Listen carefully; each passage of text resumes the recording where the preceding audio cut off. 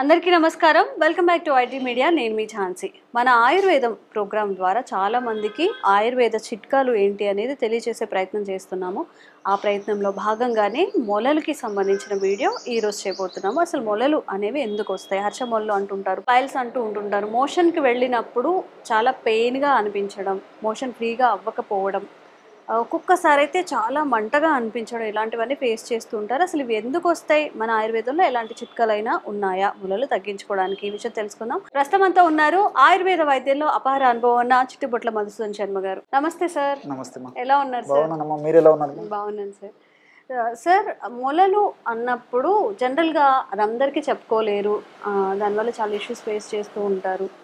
ఇప్పుడు ఏవైతే జలుబు దగ్గు గురించి ఎంత ఓపెన్గా డిస్కస్ చేస్తారో, నాకు మొలలు ఉన్నాయని కానీ అవి డిస్కస్ చేయలేరు.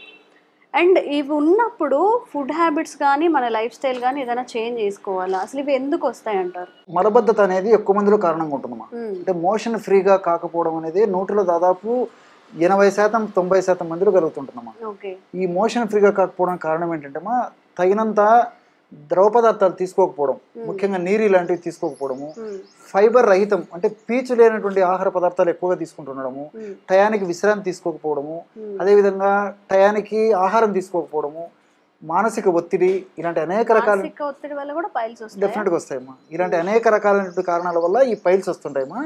కొంతమందికి ఎలాంటి స్పష్టమైనటువంటి కారణం లేకుండా కూడా పెద్దలకు ఈ సమస్య ఉన్నప్పుడు మరి ఆ జీన్స్ ఎఫెక్ట్ వల్ల సంతానానికి కూడా వస్తుంటాయమ్మా కొంతమందిలో. సో ఈ పైల్స్ గురించి చెప్పుకోవాలంటే సర్వసాధారణంగా 2 రకాలుగా ఈ పైల్స్ వస్తుంటాయమ్మా. అంటే ఆభ్యంతర మొలలోని బాహ్య మొలలు అని చెప్పేసి లో మొలలు, అదేవిధంగా బాహ్య మొలలు అని చెప్పేసి 2 రకాలుగా వస్తుంటాయమ్మా. సో ఆభ్యంతర మొలలు అంటే యాక్చువల్గా ఏమంటే మోషన్ పోయినప్పుడు చేతికి అవి తగలవమ్మా. లోపల మొలలుండి పోటు, సలుపు, బాధ ఇలాంటివన్నీ ఉంటాయి.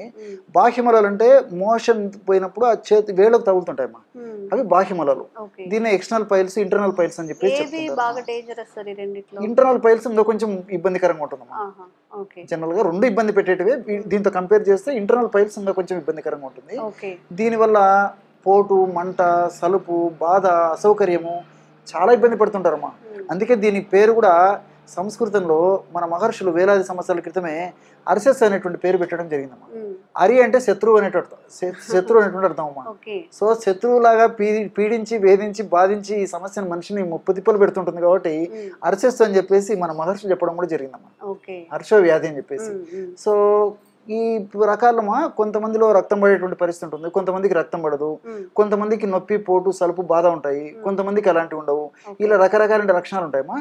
ఏది ఏమైనప్పటికీ ఇప్పుడు మనం చెప్పుకోబోయేటువంటి ఔషధాన్ని తయారు చేసుకుని వాడుకోవడం వల్ల మరి ఇంటర్నల్ పైల్స్ కానివ్వండి, ఎక్స్టర్నల్ పైల్స్ కానివ్వండి, రక్తంతో కూడినటువంటి మొలలు కానివ్వండి, రక్తం పడకుండా ఇతర లక్షణాలు ఉన్నటువంటి మొలలు కానివ్వండి, ఏ పైల్స్ అయినా చక్కటిగా ఉపయోగకరంగా ఇక మనం చెప్పుకోబెట్టిన ఔషధం పనిచేస్తున్నాం. దీన్నే ఈ పైల్స్ ని హెమరాయిడ్స్ అనేటువంటి పేరుతో పిలుస్తుంటారు. అదేవిధంగా మీరు అన్నట్లు అర్షమొలలు అనేటువంటి పేరుతో పిలుస్తుంటారు, కొంతమంది మొలలు అనేటువంటి పేరుతో పిలుస్తుంటారు. పేర్లు ఏవైనా సమస్య మాత్రం ఒకటమ్మా, చాలా ఇబ్బంది పెడుతూ ఉంటుంది. కొంతమందికి మరి తప్పని పరిస్థితుల్లో వాళ్ళు ఆపరేషన్ చేయించుకున్నప్పటికీ కొన్నాళ్ళు బాగుండి మళ్ళీ మొదలవుతుందమ్మా. ఈ పరిస్థితి కూడా కొంతమందిలో కలుగుతుంటుంది. ఏది ఏమైనప్పటికీ చక్కటి ఫార్ములా చెప్తాను చూడమ్మా. దీనికి కావాల్సిన పదార్థం అమ్మా, చెప్తే ఆశ్చర్యపోతారు. ఒక్కటే ఒక పదార్థం అమ్మా, కుంకుడుకాయ. జనరల్ గా హెయిర్ వాష్ కోసం ఎగ్జాక్ట్లీ అమ్మా. సో చాలా మంది ఏమనుకుంటారంటమ్మా, కేవలము హెయిర్ వాష్ కోసమే చెప్పేసి ఈ కుంకుడుకాయని వాడుతుంటారమ్మా. సో సౌందర్య సాధనాలు కూడా కొంతమంది వాడుతుంటారు, ఇంటర్నల్ కూడా వాడుకోవచ్చు. ఈ కూకుడుకాయ చాలా జబ్బులకు పనిచేస్తుందమ్మా. రక్తాన్ని శుద్ధి చేసేందుకు ఉపయోగపడుతుంది, తర్వాత అలర్జీని తగ్గేందుకు ఉపయోగపడుతుంది, రక్త వ్యాధులు, చర్మ వ్యాధులు రాకుండా ఉండేందుకు, వచ్చిన వ్యాధులు త్వరగా తగ్గేందుకు ఉపయోగపడుతుంది. అదేవిధంగా మన దేహంలో రక్తంలో ఇస్నోఫిల్స్ అనేటువంటి కణాలు పెరగడం వల్ల అలర్జీ లక్షణాలు వస్తుంటాయి, ఈ అలర్జీ తగ్గేందుకు ఉపయోగపడుతుంది. ఆయాసం ఇలాంటి సమస్యలు ఉన్నప్పుడు ఊపిరితిత్తులకు మంచి శక్తిని కలిగజేసి ఆయాసం రాకుండా ఉండేందుకు ఉపయోగపడుతుంది. మోషన్ ఫ్రీగా అయ్యేందుకు ఉపయోగపడుతుంది. జీర్ణ వ్యవస్థను మెరుగుపరిచేందుకు ఉపయోగపడుతుంది. అవునమ్మా, అవును తల్లి, అదే మీరు చాలా ఆశ్చర్యపోతారమ్మా. ఇంటర్నల్ కూడా వాడుకోవచ్చమ్మా. ఎలాగంటే చెప్తాను చూడమ్మా. ఇప్పుడు కూకుడుకాయలు మనం దంచితే లోపల విత్తనం తొలగిస్తే ఇలాంటి పెచ్చులు ఉంటాయమ్మా. లోపల విత్తనాలు తొలగిస్తే ఇలాంటి పెచ్చులు తీసుకోవాలి. సో డోలు ఉంది కదా తల్లి. సో ఇలాంటి పెచ్చులు చూడండి అమ్మా, మీకు కూడా ఐడియా ఉంటుంది. ఇక్కడ చూడమ్మా, కుంకుడుకాయ విత్తనాలు తీసేసి పైన పెచ్చు తీసుకోవాలి. సో ఆ విత్తనాలు తీసేయాలమ్మా. సో ఆ పెచ్చులని కాస్త ఒక 10 నిమిషాలు 15 నిమిషాలు కాస్త నీళ్లు పోసేసి నానబెట్టేసేసి మెత్తగా నూరేసేయాలమ్మా. నూరేసేసి మాత్ర పాకం వచ్చిన తర్వాత ఇలాంటి మాత్రలు తయారు చేసుకోవాలి. అంటే వాటిని చుట్టేయాలమ్మా ఈ సైజు, అంటే ఒక శనగింజ ప్రమాణం చుట్టేయాలమ్మా. చాలా ఈజీగా అమ్మా, ఇంత ఒక గంటలో మెడిసిన్ కూడా రెడీ చేసుకోవాలి. ఇలా చుట్టేసి డ్రై చేసేయాలమ్మా. నీళ్ళు అలాగే పెట్టేసేస్తే ఓన్లీ కుంకుడుకాయలేనా సార్? అంతేమ్మా, ఏం లేదమ్మా, జస్ట్ కుంకుడుకాయ. చాలా ఆశ్చర్యపోతారు, అదే చెప్పాను కదమ్మా. సో ఈ విధంగా తయారు చేసినటువంటి ఈ గోళీలని ఒక రోజు కానీ 2 రోజులు కానీ డ్రై చేస్తే బాగా డ్రై అయిపోతాయమ్మా.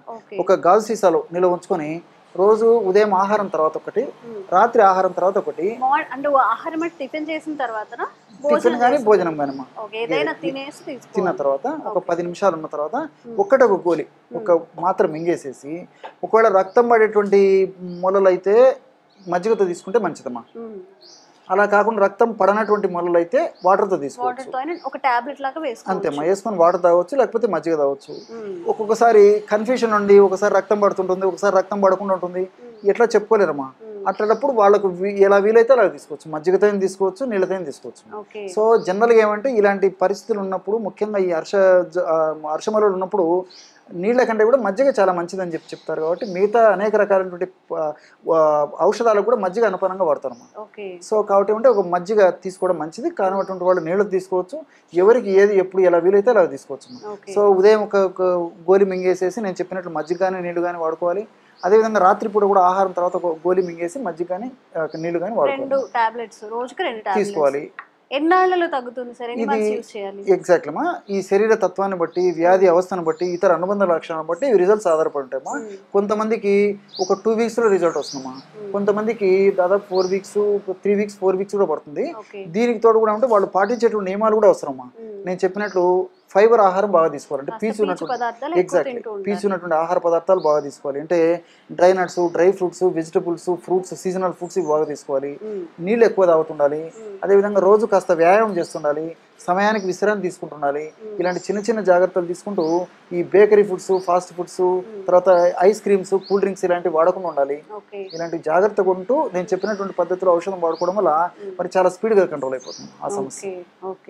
సో ఆయుర్వేద వైద్యంలో ఇంత ఉంది, నేను ఎప్పుడూ చూడలేదు.